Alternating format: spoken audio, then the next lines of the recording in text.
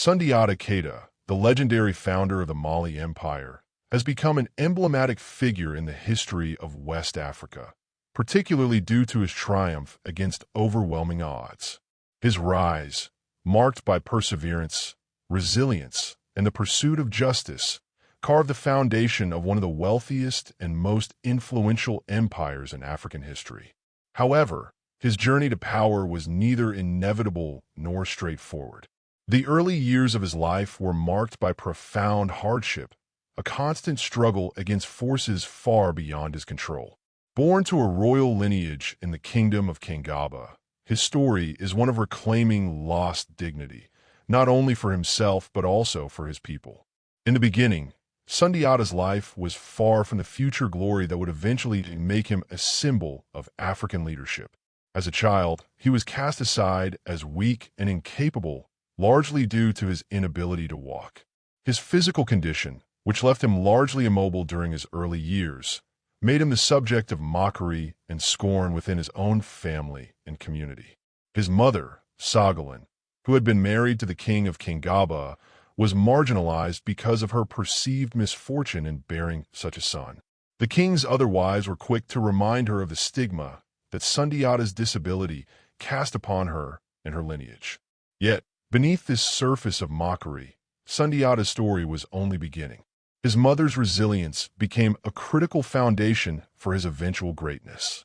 She held onto the belief that her son was destined for something more than the physical limitations he was initially burdened with. As Sundiata grew older, he showed early signs of an inner strength that would soon be recognized by all who doubted him. The struggle between destiny and limitation, between the perception of weakness and the promise of greatness, became the central theme of his early life.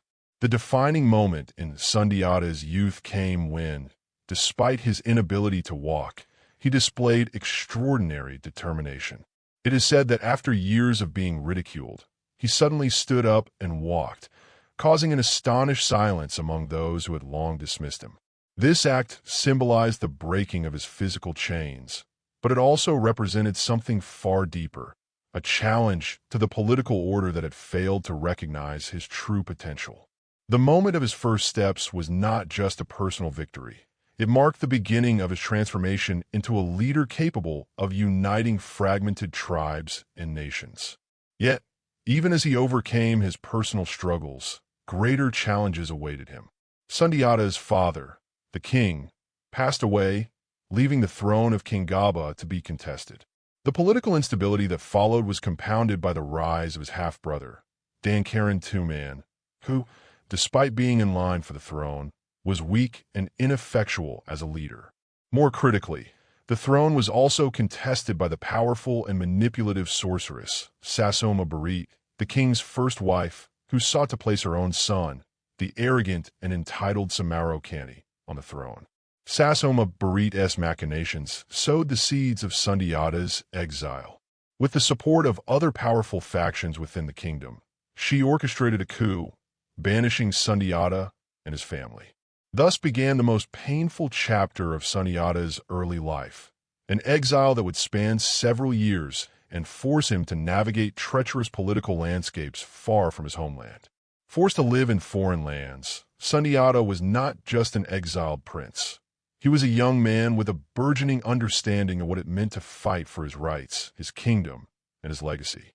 During these years in exile, Sundiata began to learn the full weight of what it meant to be a ruler.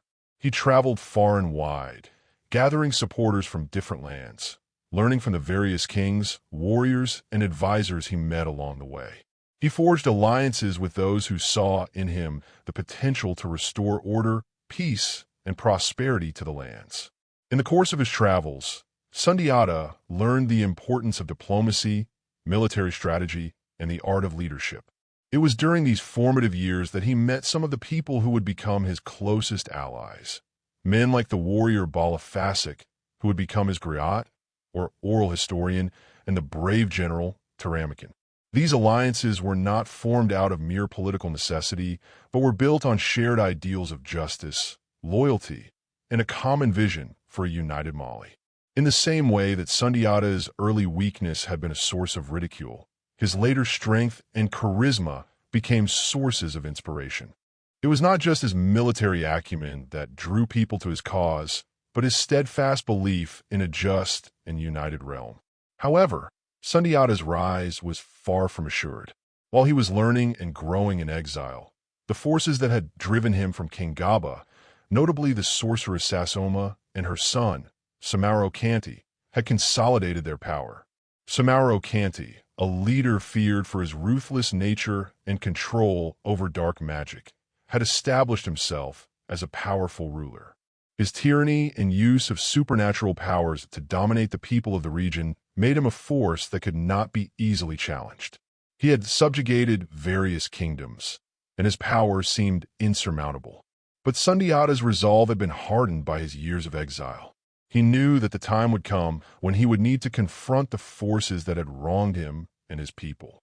His return to Mali was not a desperate attempt to reclaim a throne, but a determined march to restore justice and order to a land that had long been suffering under the oppressive rule of Sumanguru Kanté. The emotional complexity of his return was not merely about revenge, but about righting the wrongs that had been done to his family and kingdom. He was no longer the child mocked for his disability. He had become a seasoned leader, an embodiment of the promise that had been dismissed in his youth. Thus began the next chapter in Sundiata's journey, a journey that would see him gather his forces, rallying his allies, and forging new alliances to take on Sumanguru Kanté. His return was marked not by the fanfare of a conquering hero, but by the quiet determination of a man intent on fulfilling a destiny that had been denied to him for far too long.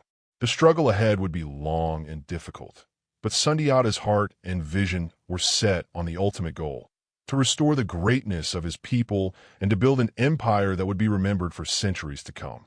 Sundiata's return to Mali was not marked by any grandiose proclamations or a call to arms. Instead, it was a quiet and deliberate return, a recognition that the path ahead would be fraught with immense challenges, both external and internal. His journey back was as much about reclaiming what was rightfully his as it was about forging the foundations of the empire he envisioned. With each step closer to Mali, Sundiata was reminded not just of his personal journey, but also of the lives and futures of the people who had endured under the oppressive rule of Sumanguru Kanté. The weight of this responsibility pressed upon him as he crossed the land that had once been his, now fractured and broken by years of tyrannical rule. Sumanguru Kanté, the Sorcerer King, was not merely a tyrant in the traditional sense. His hold over the region was strengthened by his mastery of black magic, a power that struck fear into the hearts of those who lived under his rule. His supernatural abilities, along with his brutality, made him an almost insurmountable force. But Sundiata's strength lay not only in his physical prowess or military skill, but also in his understanding of the deeper forces that bound people together. While Sumanguru relied on fear, Sundiata sought to unite. This difference would be the crux of the struggle between them. As Sundiata traveled through the lands he once knew, he began to rally supporters, not just warriors, but people from all walks of life. The promise of a better future resonated with those who had long lived under oppression. His cause became a symbol of hope for those who had been subjugated, for those who had seen their villages burned and their families torn apart. The story of his exile, the mockery he had faced, and the strength he had gained in the face of adversity spread like wildfire, and many saw in him a leader who was not just fighting for power, but for justice, for the restoration of a kingdom that had once been mighty. It wasn't just his words or his reputation that drew followers, though. It was his actions. Sundiata moved with purpose, assembling a diverse group of individuals who shared his vision.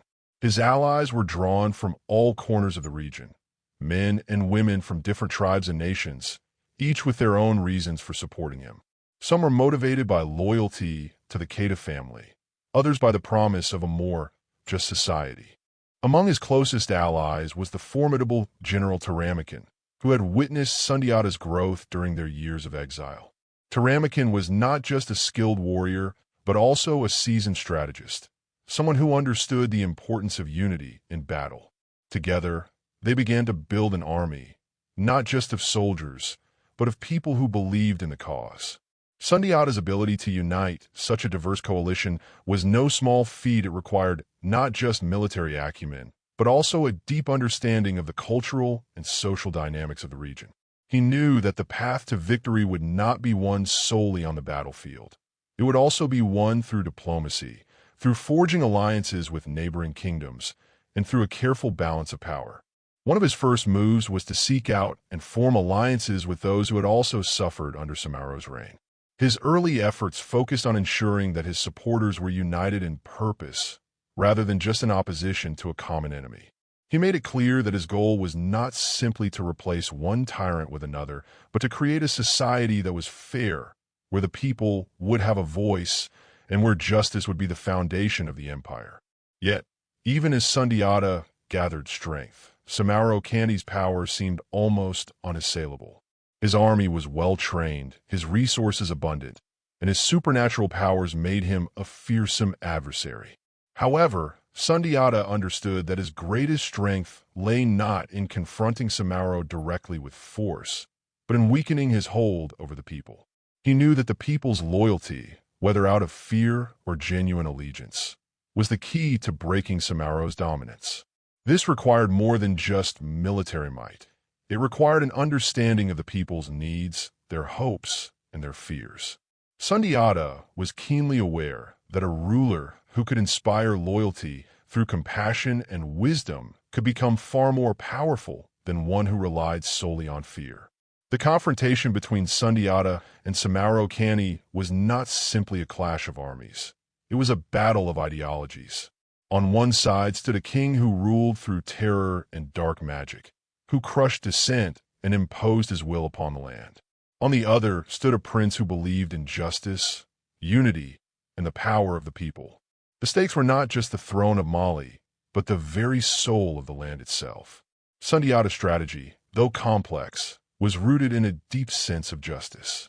He knew that the battle ahead would not just be won through force, but through the strength of character and vision. His army was smaller than Sumanguru's, but it was united and driven by a shared cause.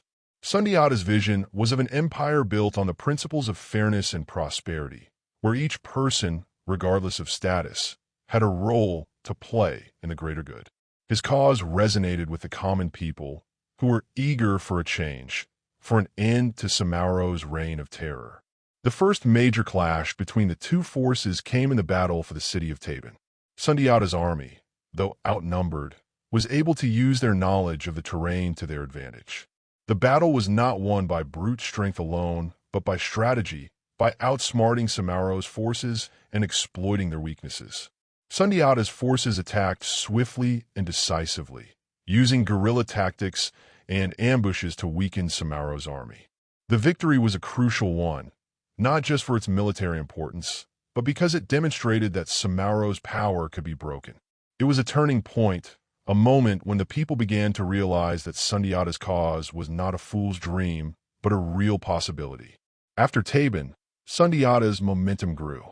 His army swelled with new recruits, as people from all over the region joined the fight.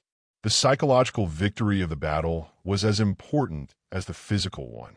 Sumanguru's once untouchable aura of invincibility began to crack. The people, who had long lived in fear, began to see that change was possible. Sundiata, through his determination and strategic brilliance, had shown them that they did not have to live in subjugation forever. The belief in a better future began to take root, and with each passing day, Sumanguru's grip on the region loosened. But even as Sundiata's forces gained strength, Sumanguru was not one to surrender easily. He had more than just an army. He had magic, and he was willing to use every means at his disposal to maintain his rule.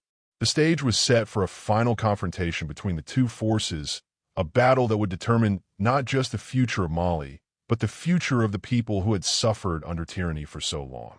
The question remained, could Sundiata overcome the overwhelming power of Sumanguru Kanté and reshape the destiny of his people, or would the Sorcerer King's dark magic prove too strong? The answer lay in the coming conflict, but it was clear that Sundiata's resolve would carry him forward, no matter the cost. The conflict between Sundiata and Sumanguru Kanté had reached a fever pitch. After the Battle of Taban, the first significant victory in Sundiata's quest to reclaim his kingdom, the power dynamics in the region began to shift. The people who had long lived in fear under Sumanguru's reign started to believe in the possibility of a future where they could live in peace, free from the oppressive grip of the Sorcerer King. Sundiata's army, though still smaller and less equipped than Sumanguru's, was fueled by a shared vision of justice and freedom. With every victory, their ranks swelled and their morale grew stronger. But while Sundiata's forces were gaining strength, Sumanguru Kanté, with his dark magic and his tyrannical control over the people, was not a force to be underestimated. The final confrontation was inevitable, but its outcome was uncertain. Sundiata, despite his early victories, understood that the battle was far from over. Sumanguru, though rattled by his initial defeat, was still a formidable adversary. His mastery of sorcery was unparalleled, and his ability to control both the elements and the will of his subjects made him an almost invincible foe. The Sorcerer King's grip on the region was built not just on military might, but on fear. Fear of his magic, fear of his cruelty, and fear of the unknown. Sundiata knew that in order to defeat Sumanguru, he would have to challenge not only his physical strength, but the very essence of the power that sustained him. To do this, Sundiata began to understand the deeper meaning of leadership and the importance of unity among his people. He had already forged alliances with several key figures in the region, including the powerful General Taramikan, the Griot Bala Fasik, and a host of other loyal followers. These men and women were not only motivated by a desire to see Sumanguru defeated, but also by their belief in Sundiata's vision of a united and just empire. This unity would prove essential, as Sundiata knew that to defeat Sumanguru, he would need more than just military might. He would need the unwavering loyalty and determination of his people. As Sundiata prepared for the final confrontation, he sought counsel from his trusted advisors and strategists. The battle that awaited them was not going to be like the others. It would require a level of preparation, both physically and mentally, that had never been seen before. Sundiata knew that Sumanguru's magic was his greatest weapon, and to defeat him, he would have to neutralize that advantage. The key, he believed, lay in the ancient prophecy that had been passed down through generations, a prophecy that spoke of the only way to defeat the Sorcerer King. According to the prophecy, Sumanguru's power was bound to a mysterious object, a feather from the mythical bird, the Bura. It was said that this feather held the key to breaking Sumanguru's sorcery, rendering him vulnerable to defeat. But finding this feather, let alone using it to undo Sumanguru's dark magic, would be no easy task. Sundiata's resolve was unwavering. He set out with a small group of his most trusted companions on a journey to seek out the Bura bird and its magical feather. The journey was treacherous, leading them through dense forests, across vast deserts, and into the heart of enemy territory. Along the way, they faced countless dangers, both natural and man-made. They encountered wild beasts, hostile tribes, and treacherous terrain, all of which tested their endurance and strength. But through it all, Sundiata remained steadfast. He knew that the key to defeating Sumanguru lay in this quest, and he would not rest until it was completed. As they traveled, Sundiata's followers began to witness the true strength of their leader. It was not just his physical prowess or his ability to strategize that made him remarkable, but his ability to inspire those around him. His unwavering belief in the righteousness of his cause was infectious. Even in the face of seemingly insurmountable obstacles, Sundiata's determination never wavered. He led his companions with a calm confidence, always thinking several steps ahead. His leadership was not marked by displays of power or dominance, but by a quiet strength that drew others to him. Eventually, after weeks of travel, Sundiata and his companions found themselves at the edge of a vast mountain range. It was here, according to the ancient prophecy, that the Bura bird was said to reside. The mountains were known to be the domain of powerful spirits, and many who had ventured into the range before had never returned. But Sundiata was undeterred. With his companions by his side, He climbed the treacherous peaks, braving the harsh winds and freezing temperatures. It was here at the summit of the highest mountain that they finally encountered the Bura bird. The bird itself was a magnificent creature, with feathers that shimmered in the sunlight like gold. Its eyes were sharp and intelligent, and it regarded Sundiata with an air of ancient wisdom. The bird's presence was awe-inspiring, and for a moment, Sundiata and his companions stood in silence, mesmerized by its beauty. But Sundiata knew that time was of the essence. The prophecy had made it clear that only he, the true heir of the Keita dynasty, could obtain the feather. With great reverence, Sundiata approached the bird, who, sensing his presence, allowed him to take a single feather from its plumage. With the feather in hand, Sundiata's group made their way back to the battlefield. They knew that the time for the final confrontation with Sumanguru Kanté had arrived. As they marched toward the heart of Sumanguru's domain, Sundiata's forces grew in number. The victories he had won thus far had inspired others to join his cause, and soon his army was a formidable force, united not only by the desire to defeat Sumanguru, but by the belief that they were fighting for a brighter future. Sundiata's leadership had brought together tribes and nations that had once been at odds, all under the banner of a single cause: the restoration of justice and the downfall of a tyrant. The day of the final battle arrived. Sundiata's army stood poised for action, their hearts filled with determination and their spirits high. They faced Sumanguru's forces, who were entrenched in their position, ready for the inevitable clash. The battle that ensued was fierce, with both sides fighting with all their might. Sundiata's warriors fought with the passion of men and women who had longed for freedom, and their unity and strength proved to be a powerful force against Sumanguru's dark magic. It was during the height of the battle that Sundiata made his move. Holding the feather from the Bura bird, he advanced towards Sumanguru, who had already begun to unleash his sorcery. The two men faced each other on the battlefield, their eyes locked in a final confrontation. Sumanguru, sensing the presence of the feather, tried to use his magic to strike down Sundiata, but it was too late. The feather, when held by the true heir of the Keita dynasty, nullified the sorcerer's powers. Sumanguru, once invincible in his dark magic, found himself vulnerable for the first time in years. Sundiata, with the support of his allies and his people, struck the final blow, ending Sumanguru's reign of terror. With Sumanguru's death, the people of Mali were freed from his oppressive rule. Sundiata's vision of a united, just empire was finally realized. But the battle was not just a military victory. It was a triumph of the human spirit. Through his unwavering determination, Sundiata had not only reclaimed his kingdom, but had also inspired a generation to believe in the power of justice, unity, and hope. The foundation of the Mali Empire was laid, and with it, the promise of a new era. With the fall of Sumanguru Kanté and the destruction of his dark magic, the tides of history began to turn in favor of Sundiata Keita. His victory was not simply a military conquest.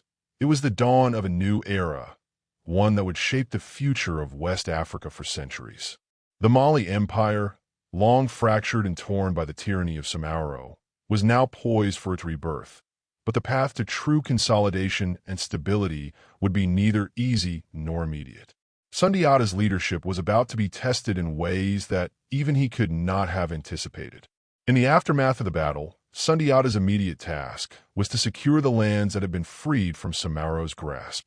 Despite the victory, the region was still rife with divisions and various factions. Many of them loyal to Sumanguru or resentful of the new order were quick to challenge his authority. There were still remnants of Sumanguru's supporters who sought to maintain their hold over the land, and Sundiata had to act swiftly to ensure that the unity he had fought so hard to achieve would not be undone by internal strife. This meant dealing not only with the external remnants of Sumanguru's forces, but also with the political complexities of bringing together a fractured kingdom. Sundiata's approach to unification was one of pragmatism and diplomacy. He understood that while military victories were important, they were only part of the equation. To truly build an empire, he needed to address the deep-seated divisions within Mali. The various tribes and peoples who had been living under Sumanguru's control were not easily won over by force alone. They needed to believe in Sundiata's vision for the future, and this required more than just the promise of military protection. It required a profound transformation in how they viewed themselves and their place in the newly emerging empire. One of the first steps Sundiata took was to summon the leaders of the various tribes to a grand council. This was not a mere ceremonial gathering. It was a crucial moment in the establishment of the Mali Empire. Sundiata needed to ensure that the different factions and regions within the empire were not just subjugated under his rule, but were active participants in the building of the new state. The council was a testament to his political genius. Rather than relying solely on his military strength or his claim to the throne, Sundiata sought to create a system of governance that was inclusive, one that gave each tribe a voice in the new political structure. This was a radical departure from the autocratic rule of Sumanguru, who had subjugated the people with an iron fist. Sundiata's empire, he believed, could not be built on the broken backs of the oppressed, but on the collective strength of its people. The council was attended by a diverse array of leaders from across the region, from the nomadic Tuareg tribes in the north to the settled farming communities in the south, from the mighty warrior clans of the Mandé to the smaller, lesser-known groups that had once been relegated to the margins of the empire. For many of these leaders, this was the first time they had ever been called to such a gathering. They had been accustomed to fighting for their own survival, to maintaining their own autonomy and independence. But now they were being asked to consider a different vision, a united Mali under the leadership of Sundiata Keita. The task before him was daunting. For many of these leaders were skeptical, some even resentful of the idea of central authority. They had seen too many empires rise and fall, and they were wary of being absorbed into another system that would strip them of their power. Yet, Sundiata's diplomatic acumen shone through in this critical moment. He did not approach the council as a conqueror demanding submission, but as a leader seeking collaboration. He acknowledged the unique cultures, traditions, and rights of the various tribes and promised that they would have a voice in the governance of the empire. He spoke of a shared future, one where each tribe's identity and sovereignty would be respected while contributing to the larger project of building a unified, prosperous Mali. His vision of the empire was one of mutual benefit, where the strength of each tribe would contribute to the stability and power of the whole. It was in this moment that Sundiata's greatest political skill came to the forefront, his ability to see beyond the immediate tensions and to grasp the long-term potential of unity. He recognized that the bonds of kinship, loyalty, and shared history could transcend the divisions that had long fractured the region. He appealed to a deeper sense of identity and belonging, one that was rooted not in the division of the tribes, but in their collective potential as the foundation of the Mali Empire. The council was a resounding success. By the end of the gathering, Sundiata had not only secured the allegiance of the major tribal leaders, but had also managed to sow the seeds of a broader national consciousness.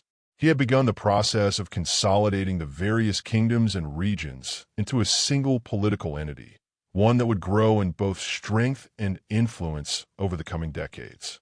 The empire's formation was not an overnight accomplishment, but the groundwork had been laid, and the trust of the people was beginning to shift in his favor. However, while Sundiata's diplomatic efforts were paying off, the challenges were far from over. One of the most pressing concerns was the establishment of a strong central government. While the tribal leaders had pledged their support, the empire needed a functioning administrative system that could manage the vast territories and diverse peoples under Sundiata's control. This required not only military might, but a sophisticated bureaucracy capable of maintaining order, ensuring the fair distribution of resources, and handling the complexities of governance in such a vast and varied land. Sundiata's solution was to create a decentralized system of administration, one that allowed for local autonomy while maintaining central authority. He appointed trusted allies to govern different regions of the empire, ensuring that each appointed leader had a deep understanding of the local customs, laws, and traditions. These governors were tasked with upholding the law and maintaining order in their respective territories, while reporting directly to Sundiata. This system allowed for flexibility and responsiveness to local needs, while still ensuring that the overarching authority of the empire remained intact. Another significant challenge that Sundiata faced was the integration of the military into the new political order. The armies that had fought to liberate Mali were composed of men and women from a variety of tribes, each with their own traditions and ways of fighting. While these warriors were united by their shared goal of defeating Sumanguru, Sundiata knew that the success of the empire would depend on their ability to work together in a unified force. To this end, he worked to standardize the military and create a sense of shared purpose among the soldiers. He established a professional military structure with a clear chain of command and rigorous training. His vision was of a disciplined army that could defend the empire's borders, maintain internal security, and project power beyond the empire's immediate boundaries. At the same time, Sundiata also understood that the prosperity of the empire would depend on the economic well-being of its people. Agriculture, trade, and the control of key resources such as gold and salt would be critical to the empire's long-term success. Sundiata worked to promote trade routes that connected Mali to the rest of West Africa, ensuring that the empire's wealth would flow both within its borders and beyond. His government sought to create a favorable environment for commerce, building markets, roads, and infrastructure to support economic activity. The wealth generated by trade and resources would provide the foundation for the Mali Empire's growth and power. As Sundiata's power grew, so too did his reputation. The people of Mali began to see him not just as a warrior king, but as a wise and capable ruler. His ability to unite a fractured kingdom, his commitment to justice, and his vision for the future of the empire earned him the loyalty and admiration of his people. The legacy of Sumanguru Kanté, once the shadow that had loomed over Mali, was now a distant memory, and Sundiata stood at the helm of a burgeoning empire that would rise to greatness in the centuries to come. With the foundation of the Mali Empire solidified and the political landscape slowly stabilizing, Sundiata Keita now faced the daunting task of ensuring the long-term prosperity of his kingdom. His military victories and diplomatic acumen had brought unity to the various factions and tribes that had once been at odds, but the empire's true strength will be determined by how well its institutions were able to function, adapt, and endure. The legacy of his leadership was not just to be measured by his ability to unite the people, but also by the empire's ability to thrive, its people to flourish, and its influence to spread across the vast region. At the heart of Sundiata's strategy for prosperity was the need to develop and expand Mali's trade networks. The region was rich in resources, especially gold, salt, and agricultural products, but Sundiata knew that wealth alone would not sustain the empire. For Mali to grow into a dominant regional power, it needed to create connections with the outside world, connections that would bring in wealth, knowledge, and influence. The empire needed trade routes, not only to sustain its internal economy, but also to establish its presence on the world stage. Sundiata's vision was one of a Mali that could rival the great civilizations of the world, from the Maghreb in the north to the kingdoms of West Africa and beyond. Sundiata understood that trade routes were the lifeblood of any empire. He knew that the cities of Timbuktu, Gao, and Jin, with their strategic locations, could become the commercial hubs that would connect the empire with North Africa, the Mediterranean, and even the distant regions of Europe and Asia. These cities, rich in history and culture, were already thriving centers of trade when Sundiata came to power, but under his leadership, they would flourish like never before. He focused on ensuring that the roads that connected the empire's major cities were well-maintained and safe. With a growing network of highways and waterways, merchants, traders, and travelers could move freely across the empire without the constant threat of bandits or marauders. The protection of these trade routes became a priority for Sundiata, who organized a formidable system of military patrols to safeguard the roads. In doing so, he was not only ensuring the prosperity of his people, but also creating a sense of security and stability that was necessary for commerce to thrive. One of the key strategies in Sundiata's approach to economic development was his emphasis on agriculture. The fertile lands of the Niger River Valley were rich in crops, including millet, sorghum, and rice. However, the ability of the empire to feed its growing population depended on the efficiency and productivity of its agricultural system. Sundiata sought to improve farming techniques, encouraging the use of new tools and practices that would increase crop yields. He worked to strengthen the agricultural infrastructure, providing support for irrigation projects and the building of grain storage facilities. In doing so, he ensured that the Mali Empire would not only be self-sufficient, but would also be able to export surplus food to neighboring regions, generating additional wealth.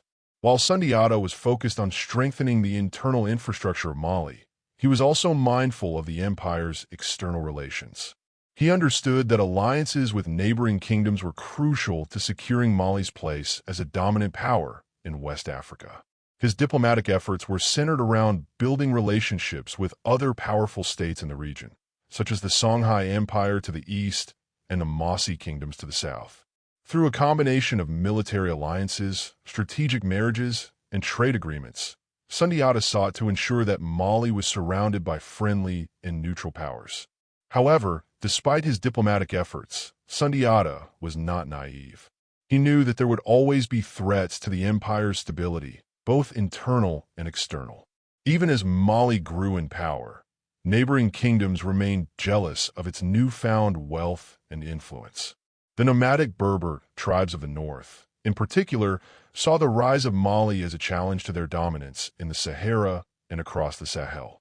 Sundiata was aware that the expansion of Mali's influence would inevitably provoke conflict with these tribes, and so he worked to fortify the empire's northern borders. His military campaigns against the Berbers were not just about defending territory, but also about sending a clear message. Mali would not be easily intimidated. The challenges Sundiata faced were not only military or political. The empire's rapid expansion and the integration of so many diverse cultures and traditions required careful management. Mali was a mosaic of languages, religions, and customs, and Sundiata's ability to maintain harmony among his people was one of his most impressive feats. He did not seek to impose one way of life on the various peoples within the empire, but rather to create a system in which each group could retain its identity while contributing to the whole. This inclusive approach extended to religion as well. While Islam was becoming increasingly influential in the region, particularly among the ruling classes, Sundiata allowed for religious tolerance, ensuring that traditional African belief systems could coexist with the new faith. Religious tolerance became one of the cornerstones of Sundiata's governance. He himself was a devout Muslim, but he understood that his empire was home to many different religious practices and beliefs. He encouraged the spread of Islam in Mali, but he did not force conversion upon his people. He was keenly aware that religious diversity could be a source of strength, as long as it was managed carefully. The empire became a melting pot of cultures, where Islam, indigenous African religions, and animist traditions coexisted peacefully, fostering a rich cultural exchange that would shape the future of the empire. Sundiata's legacy was not only in the military and economic accomplishments of his reign, but also in the cultural renaissance that took place under his rule. The flourishing of literature, music, art, and architecture during his reign helped to cement Mali's reputation as one of the greatest empires in the history of Africa. The courts of Sundiata became centers of learning and creativity, where scholars, poets, and musicians could gather to exchange ideas and produce works of enduring value. The griots, the oral historians who kept the stories of Mali's past, flourished under Sundiata's patronage. These griots not only preserved the history of the empire, but also celebrated the achievements of the king, ensuring that Sundiata's deeds would live on in song and story for generations to come. Perhaps the most enduring symbol of Sundiata's cultural legacy was the city of Timbuktu. Known as the City of Gold, Timbuktu became the intellectual and spiritual heart of the Mali Empire. It attracted scholars from across the Muslim world, who came to study at the great universities and libraries that flourished there. Under Sundiata's rule, Timbuktu became a beacon of learning, where scholars from Europe, Asia, and Africa converged to exchange knowledge in fields as diverse as mathematics, astronomy, literature, and theology. The city was not just a commercial hub, but a center of intellectual and artistic achievement, a place where the wealth of knowledge was seen as just as valuable as the wealth of gold. As Sundiata's reign continued, the empire grew in strength and prestige. The Mali Empire, once a fragmented and war-torn region, had become a dominant power in West Africa, a beacon of culture, wealth, and political stability. The success of Sundiata's rule was a testament to his vision, his resilience, and his ability to adapt to the ever-changing challenges of governance. While his empire would face challenges in the centuries to come, Sundiata's legacy would endure, not only in historical records, but in the very fabric of Mali's identity as a great African civilization. As the years passed since Sundiata Keita's ascension to power, the foundations of the Mali Empire began to take root deeper into the soil of West Africa. The empire, having emerged from the ashes of war and division, stood now as a testament to Sundiata's vision of unity and prosperity. However, even with peace seemingly established and the empire's borders secured, the complexities of governance and the intricacies of empire building continued to present challenges. Sundiata, ever the astute ruler, knew that his work was far from finished. While the external threats to his empire had been quelled, the internal challenges of maintaining power, ensuring the loyalty of his subjects, and securing the future of the empire remained as pressing as ever. The first of these challenges was the consolidation of the empire's political structure. Though Sundiata had secured the allegiance of the major tribal leaders and had established a system of regional governance, the sheer size and diversity of the empire made it difficult to maintain a centralized and effective administration. The empire stretched across vast regions, with different peoples, languages, and customs, and managing such a sprawling territory required careful balancing between local autonomy and the authority of the central government. Sundiata had wisely appointed governors from among his most trusted allies, but even these men, loyal though they were, had varying degrees of authority and influence. The governors of the western provinces, for example, had more experience in managing agricultural lands and ensuring the smooth distribution of resources, while those from the more urbanized regions like Timbuktu and Gao were more attuned to the needs of trade and commerce. For Sundiata, the challenge was to maintain a delicate equilibrium. He knew that the governors had to be empowered to govern their territories effectively, but he also understood that too much autonomy could lead to fragmentation and the eventual weakening of central authority. As a result, he worked tirelessly to establish systems of oversight, creating a network of trusted officials who would report directly to him. These officials were tasked with ensuring that the governors did not overstep their bounds and that the policies of the central government were being faithfully executed. Sundiata's ability to delegate authority while maintaining control over the empire's most critical decisions was a hallmark of his leadership. Another significant challenge Sundiata faced was the integration of Mali's growing wealth into a sustainable and equitable economic system. While the empire's riches, particularly from gold and salt, had already begun to flow in from across West Africa, Sundiata recognized that the influx of wealth could easily lead to economic disparity and social unrest. The concentration of wealth in the hands of a few could lead to the rise of a powerful elite class, potentially undermining the social fabric of the empire. To prevent this, Sundiata implemented a system of wealth redistribution, ensuring that resources were allocated fairly across the various regions of the empire. He continued to encourage agricultural production and trade, but he also took steps to regulate the wealth that came from the trans-Saharan trade routes. The wealth generated from trade was not just to benefit the ruling class, but was meant to strengthen the entire empire. A key aspect of this redistribution was the establishment of a system of state-controlled markets in the major cities of the empire. These markets, such as the ones in Timbuktu and Jen, became the beating heart of Mali's economic life, where goods from across the continent and beyond were exchanged.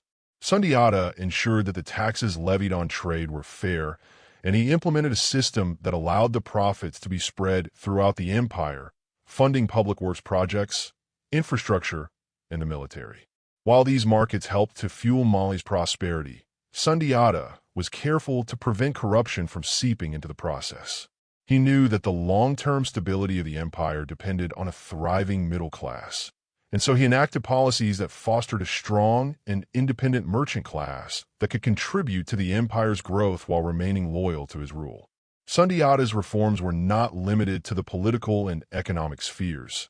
He also understood that a strong cultural identity was essential to the empire's cohesion.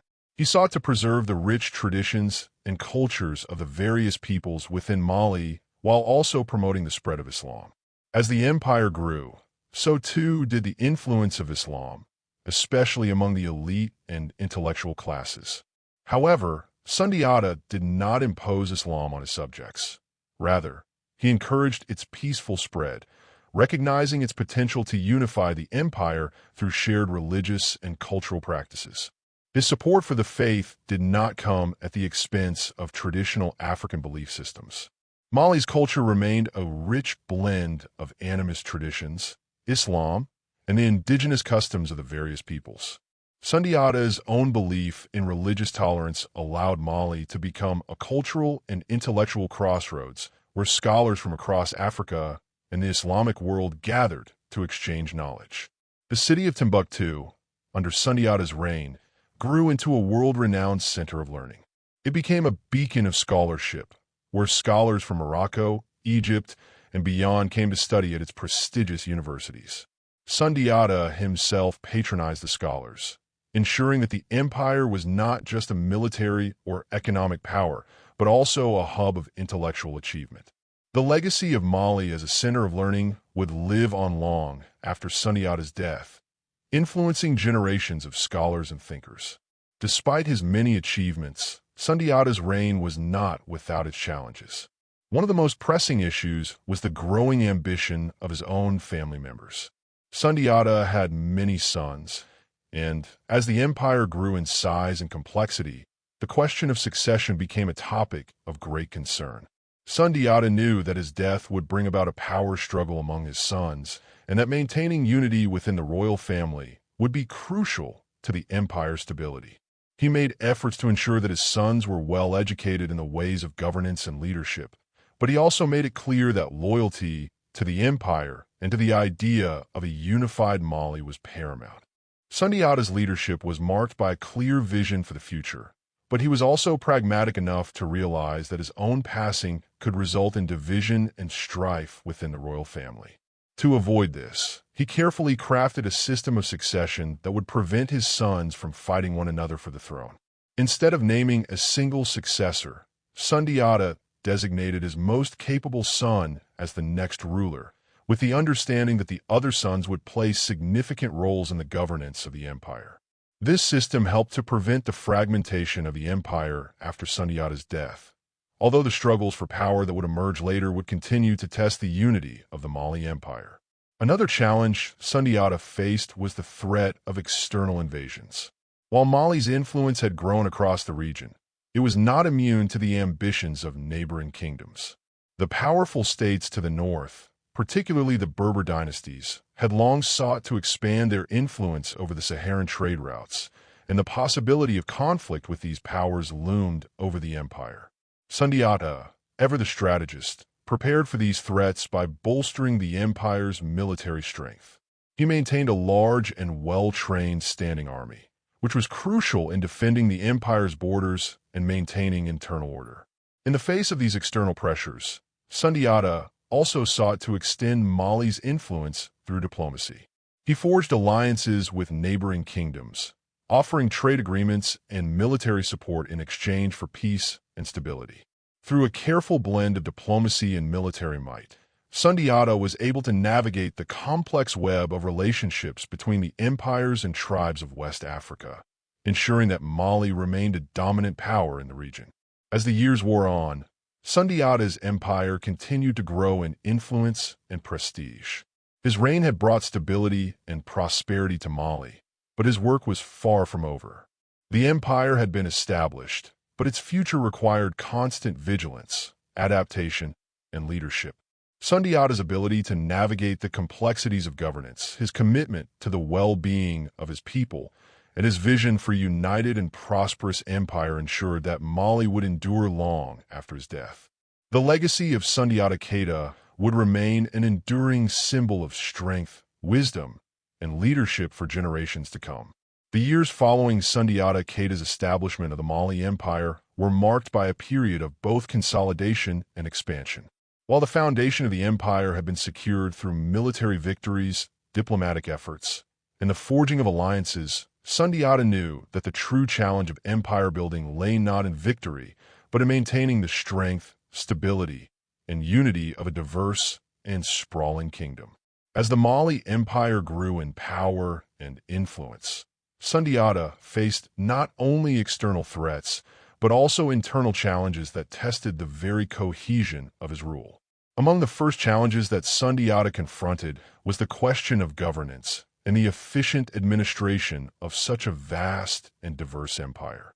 The Mali Empire, at its peak, stretched from the Atlantic Ocean in the west to the borders of modern-day Niger and Chad in the east. It spanned vast deserts, fertile river valleys, and lush forests, with people from a myriad of cultural, linguistic, and religious backgrounds living within its borders. Managing this sprawling empire required a delicate balance between centralized authority and local autonomy.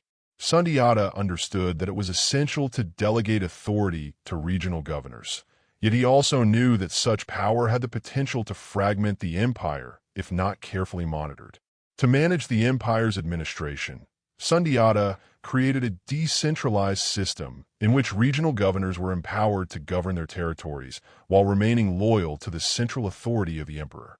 These governors were not just military commanders. They were tasked with overseeing the economic, social, and judicial systems in their regions. Sundiata selected these governors based on merit, loyalty, and their ability to navigate the complex cultural and political landscapes of their regions. While each governor had significant autonomy in administering their respective provinces, they were also accountable to the emperor, who retained ultimate control over the empire's strategic decisions. To ensure that his appointed governors did not abuse their power, Sundiata also implemented a system of oversight through a network of trusted officials who were responsible for monitoring the governor's actions and reporting back to the emperor. This system of checks and balances helped to maintain order and prevent the emergence of regional powers that could threaten the unity of the empire. Sundiata's attention to the details of governance ensured that the empire's administration functioned efficiently, allowing him to focus on larger issues of diplomacy and military strategy. Another critical aspect of Sundiata's governance was the strengthening of Mali's economy. By the time he ascended to the throne, the empire was already rich in resources, particularly gold, salt, and agricultural products.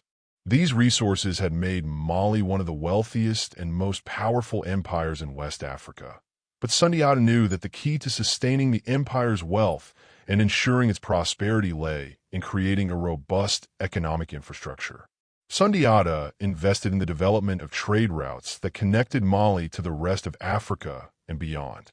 The trans-Saharan trade routes, which have been vital for centuries, continue to serve as the backbone of Mali's economy, facilitating the exchange of gold, salt, ivory, and slaves for textiles, spices, and other luxury goods from the Mediterranean and the Middle East. Sundiata also recognized the importance of agriculture in sustaining the empire's population. The fertile lands along the Niger River provided ample opportunities for farming, and Sundiata worked to ensure that agriculture remained at the heart of Mali's economy. He implemented irrigation systems to improve crop yields, established state-controlled granaries to store surplus food, and encouraged the cultivation of a variety of crops to feed the growing population. By promoting agricultural innovation and ensuring that food production was stable and sustainable, Sundiata secured the livelihoods of his people and ensured the continued growth of the empire. Yet, Sundiata was not just focused on maintaining the status quo. He also sought to modernize the empire and enhance its military and economic capabilities. As the empire expanded, it became increasingly vulnerable to external threats from neighboring kingdoms and the Berber nomads of the Sahara. To protect his borders, Sundiata reformed and expanded the Mali military, investing in the creation of elite units trained in the latest tactics of warfare. He developed specialized forces to defend against desert incursions, while also building up a formidable standing army to maintain order within the empire and deter internal rebellions. One of Sundiata's greatest military achievements was the creation of a standing army that was both disciplined and capable of swift mobilization. His soldiers were trained not only in conventional warfare, but also in guerrilla tactics, which allowed them to outmaneuver enemies who sought to take advantage of the empire's size and terrain. Sundiata's military innovations helped to safeguard Mali from both external invasions and internal unrest, and his army became one of the most feared forces in West Africa. The strength of Mali's military power also provided the emperor with the leverage he needed in his diplomatic negotiations with neighboring kingdoms and tribes. By projecting power on the battlefield, Sundiata ensured that his empire was respected by both allies and adversaries. Sundiata's military prowess was complemented by his strategic vision for the empire's future. He understood that an empire built on military might alone would not endure. It needed to be rooted in culture, education, and governance. Under Sundiata's leadership, Mali became not only a military and economic powerhouse, but also a center of learning and intellectual exchange. The cities of Timbuktu, Djenné, and Gao became renowned centers of education, attracting scholars, poets, and philosophers from across the Islamic world. Sundiata encouraged the establishment of madrasas, Islamic schools, and libraries, where scholars could gather to exchange knowledge on subjects ranging from mathematics and astronomy to history and law. The intellectual and cultural flourishing that took place during Sundiata's reign helped to elevate Mali's status as a global center of learning and knowledge. The legacy of Sundiata's reign was also shaped by his commitment to religious tolerance and the promotion of Islam. Although Sundiata himself was a devout Muslim, he did not impose the religion on his subjects. Instead, he recognized the diverse religious landscape of his empire and worked to foster an environment in which different faiths could coexist peacefully. Traditional African belief systems, Islam, and Christianity all had a place within the Mali Empire, and Sundiata's policies allowed for a diversity of religious practices to flourish. This approach to religious tolerance helped to ensure social cohesion and stability, allowing the various peoples of Mali to live in harmony despite their differences. Sundiata's religious tolerance extended beyond his empire's borders as well. He sought to strengthen Mali's relationships with other Muslim states in North Africa, forging alliances with powerful caliphates and kingdoms across the Sahara. By doing so, Sundiata ensured that Mali remained an integral part of the larger Islamic world while maintaining its independence and autonomy. These alliances not only helped to secure Mali's position as a regional power, but also provided access to valuable trade networks, knowledge, and resources. While Sundiata's reign was characterized by remarkable achievements in governance, economics, and culture, it was not without its challenges. One of the most pressing issues during his later years was the question of succession. Sundiata had many sons, each of whom was eager to inherit his father's throne. As the years passed, it became clear that the stability of the empire would depend on a peaceful transition of power. Sundiata understood the dangers of internal strife and worked to ensure that his successor would be chosen based on merit rather than birthright alone. To this end, he sought to groom his sons and other potential heirs for leadership, ensuring that they were well-versed in the art of governance, diplomacy, and military strategy. In his final years, Sundiata turned his attention toward the lasting legacy of his empire. He sought to strengthen the institutions of Mali, ensuring that they would endure long after his death. He worked to create a system of succession that would prevent the empire from fragmenting into competing factions and kingdoms. His efforts to establish a strong and centralized administration, alongside his focus on military and economic power, ensured that the Mali Empire would remain a dominant force in West Africa for generations to come. When Sundiata Keita passed away, His empire was a beacon of strength, wealth, and culture in West Africa. His legacy lived on in the Mali Empire's continued success, in the flourishing of its cities, its military prowess, and its commitment to education and religious tolerance. His reign marked a turning point in the history of West Africa, and his name would be remembered for centuries as the founder of one of the greatest empires the world had ever known.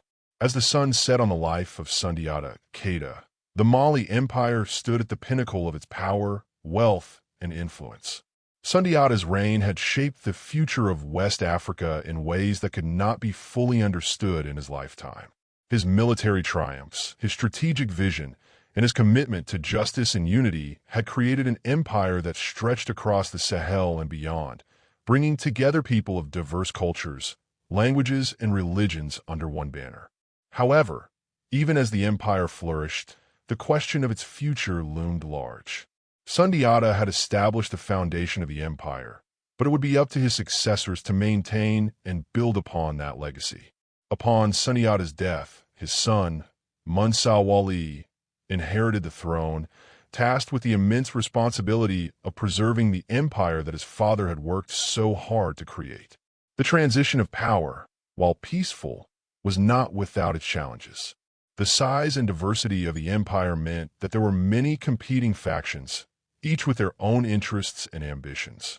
The northern regions, with their Berber influences, had long been seen as a powerful political and economic force, and there were always rival kingdoms to the east and west that sought to weaken Mali's hold on its vast territories.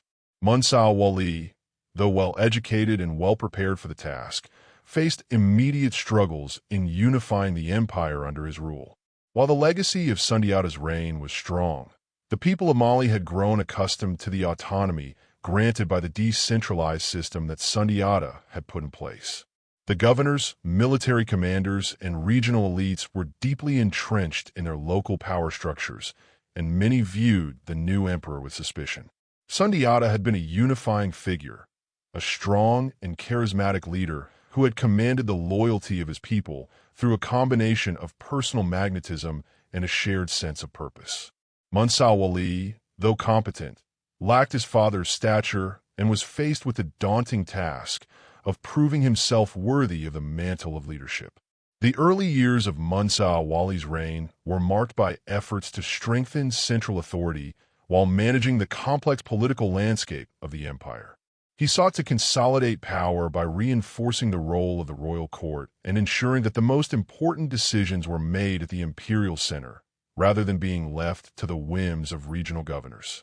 He also attempted to strengthen the military, recognizing that the preservation of the empire required a well-disciplined and loyal army. However, his efforts were met with resistance from local elites, who feared losing their influence and autonomy. While they were unwilling to challenge Musa Wali directly, many of the empire's governors sought to increase their own power, sometimes at the expense of the emperor's authority. To counter these efforts, Musa Wali relied on the support of his father's loyal generals and advisors. Figures like Kouroukan, who had been one of the key military commanders during Sundiata's campaign against Sumanguru Kanté, continued to play an important role in the administration of the empire. Musa Wali also sought to expand Mali's influence through diplomacy, forging alliances with neighboring kingdoms and securing trade agreements that would benefit both Mali and its neighbors. Despite the challenges, Musa Wali was able to maintain the empire's territorial integrity, at least for the time being. The question of succession remained a source of tension throughout Musa Wali's reign.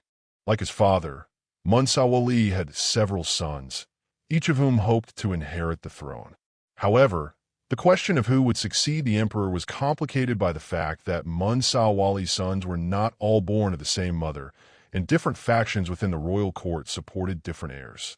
The issue of succession became a focal point for the discontented regional elites, who saw it as an opportunity to advance their own interests. In the face of growing internal strife, Musa Wali sought to avoid a bloody succession dispute by naming his most capable son, Musa Musa, as his successor. Musa Musa was a young and ambitious prince, well-versed in the ways of governance and administration. He had been groomed for leadership from an early age, and his father saw in him the qualities necessary to succeed as the ruler of the Mali Empire. Musa's rise to power was not without controversy, however. His appointment as heir apparent angered some of his half-brothers, who felt that they were more deserving of the throne. Tensions within the royal family continued to simmer, but Musa Wali hoped that his son's strength and wisdom would be enough to overcome these challenges. The shift in power from Musa Wali to Musa Musa was not immediate, however. Musa Wali's reign had lasted for several years, and the transition to Musa's rule was gradual. In the early years of Musa's reign, the empire continued to face challenges, both internal and external. The northern and western regions of Mali, where Berber tribes and other Muslim powers held considerable influence, remained restless, seeking to assert their dominance over the empire. At the same time, Mali's southern borders were vulnerable to the encroachment of the Kingdom of Ghana, which had once been a powerful rival to the Mali Empire. However, Musa Musa was not only a shrewd diplomat and military strategist, but also a visionary. His reign marked the beginning of a golden age for Mali, particularly in terms of its wealth and cultural influence. Musa Musa understood the value of maintaining strong ties with the broader Muslim world, particularly with the powerful caliphates of the Middle East. He was determined to ensure that Mali's wealth and cultural achievements were recognized globally, and he sought to do so through the promotion of learning, trade, and Islam. One of the most remarkable aspects of Musa Musa's reign was his commitment to education and the promotion of Islam. Under his rule, Mali became a center of learning and scholarship, particularly in the city of Timbuktu, which had already begun to attract scholars from across Africa and the Islamic world. Musa Musa made a point of inviting scholars, scientists, and artists from all corners of the Muslim world to visit Mali, where they could contribute to the empire's cultural and intellectual flourishing. He even funded the construction of grand mosques, schools, and libraries, transforming Timbuktu into one of the most prestigious intellectual centers of the medieval world. Musa Musa's commitment to education and Islam was also reflected in his efforts to make the pilgrimage to Mecca, a journey that became legendary for its extravagance. According to historical accounts, Musa Musa's pilgrimage to Mecca in 1324 was one of the most remarkable events of the medieval world. Accompanied by a caravan of thousands of soldiers, officials, and attendants, Musa made his way across the desert to the holy city, bringing with him vast amounts of gold, which he distributed along the way. His generosity and wealth became the talk of the Islamic world, and he established Mali's reputation as one of the wealthiest and most powerful empires of the time. Upon his return from Mecca, Musa Musa brought back with him scholars, architects, and artisans who helped to further develop Mali's cities and culture. He continued to strengthen the empire's economy through trade, particularly in gold, salt, and other precious commodities, and he expanded Mali's influence over a vast network of trade routes that connected the empire to North Africa and the Mediterranean world. The wealth generated from these trade networks flowed into Mali's cities, enabling them to grow and thrive. The influence of Mali under Musa Musa became so great that even the distant kingdom of Egypt, with its long history of civilization, took note of the empire's power. Despite the prosperity and cultural flourishing of Musa Musa's reign, the empire faced numerous challenges, many of which arose after his death. Musa Musa's successors would have to navigate the difficult legacy he left behind, including the centralization of power, the growing influence of regional elites, and the demands of a vast and diverse empire. While Musa Musa's reign is remembered as a time of great wealth and cultural achievement, it would not be long before the Mali Empire began to experience the strains that come with maintaining an empire of such magnitude. The challenges that would arise in the coming centuries would test the limits of Mali's political, military, and economic systems, and the empire's eventual decline would serve as a reminder of the difficulty of maintaining an empire built on such fragile foundations.